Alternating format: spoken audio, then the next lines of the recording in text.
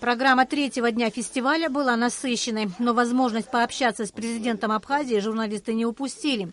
Киноконцертный зал туркомплекса «Дагомыс» был практически заполнен, а вмещает он ни много ни мало около 600 человек.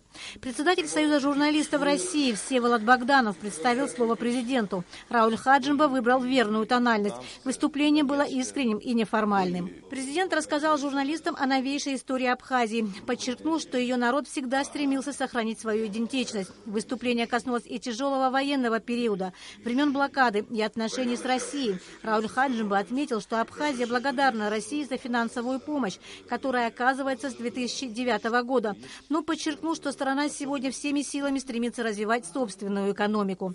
Президент коснулся и темы создания единого оборонного пространства с Россией. Союз Абхазии и России взаимовыгоден, подчеркнул он.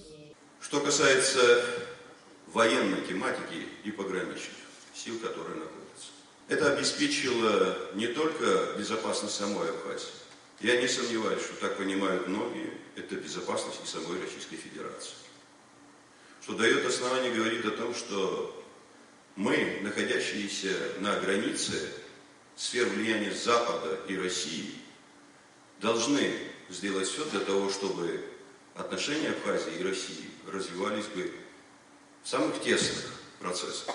В своем выступлении Рауль Хаджимба затронул тему взаимоотношений с регионами России, в особенности с Северным Кавказом. Президент рассказал о проблемах, которые остро стоят в Абхазии. Это развитие абхазского языка, активизация процесса репатриации, улучшение криминогенной ситуации и другие вопросы. О том, что не успел рассказать президент, спрашивали журналисты. Многие предлагали различные проекты, которые помогли бы больше информировать об Абхазии в российских СМИ.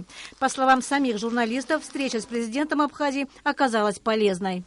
Российские журналисты подчеркивали, что интерес к Абхазии достаточно высокий, но было бы хорошо наладить постоянный канал связи, посредством которого общественность России и других стран смогла бы узнавать об Абхазии.